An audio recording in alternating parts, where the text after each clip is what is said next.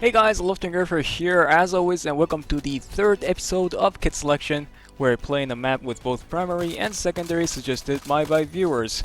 Now, before going into the actual content, just a quick sorry for this video taking unusually longer to upload. I was sort of away from Contract Wars in order to regain my motivation. I have to do this once in a while so I don't get 100% bored.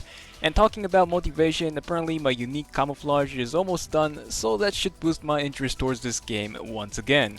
Moving on to kit selection, the suggestion for this episode was made by Quickscoper with his Cold War marksman concept. We'll be using the EBR marksman with the SD and silencer, stock iron sight with amoeba spring camouflage applied to the weapon. All of these parts can be acquired from the first meta level, costing only 6 mod points, so even I with very little experience with the EBR could match his suggested kit.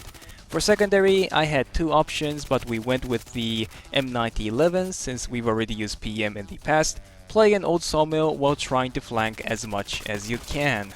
Now, one funny thing is that while this was named the Cold War quote-to-quote marksman kit, my EBR is not allowed to mount any optics or sniper scope. Instead, I have the iron sight, which isn't all that bad compared to some other ones, especially the AK variants, but not the most suited option for medium to long range maps either. For this reason, I'm playing an OSM hardcore, so I don't have to worry too much about the disadvantage I have with my primary. The accuracy is at 77 and damage of around 65 with the 20% reduction coming from the SD and silencer.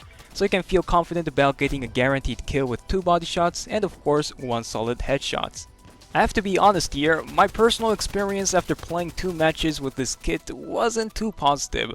One, I think I was very rusty after having a week break from Contract Wars, and 2, I was just getting outranged and massacred by DMRs, as typically SKS or the DTSRS. I don't really want to blame on the EBR since I know it's a great weapon more than capable of handling that kind of situation, so it's the limit with my skill plus the fact that optics no longer glare in hardcore game mode.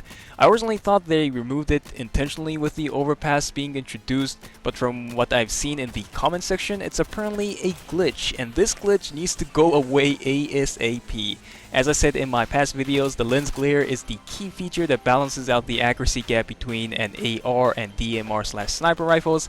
I'm not sure why it's taking so long for them to take a look at this issue. Maybe they're busy with standalone and Steam launch, but please, this needs to be fixed now. We need this feature back now.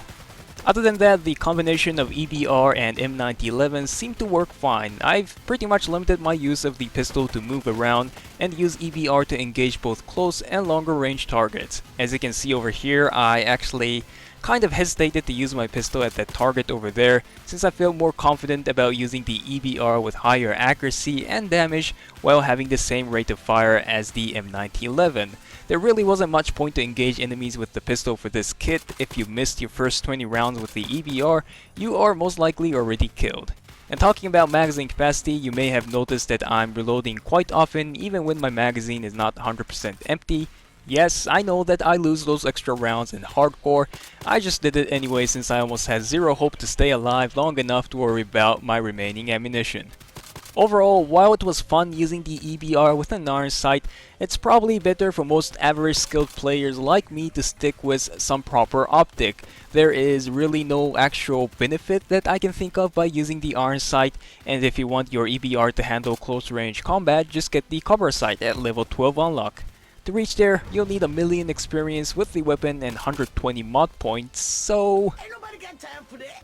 that's it for this episode of Kit Selection. If you have any clever or fun combination of weapons and maps to play, make sure to make a comment in this video, and I'll feature one of them in my next video on this series. Remember, the more precise and detailed, the more chance of me picking your selection. Hope you guys enjoyed the video as always, and I'll see you guys in the next one.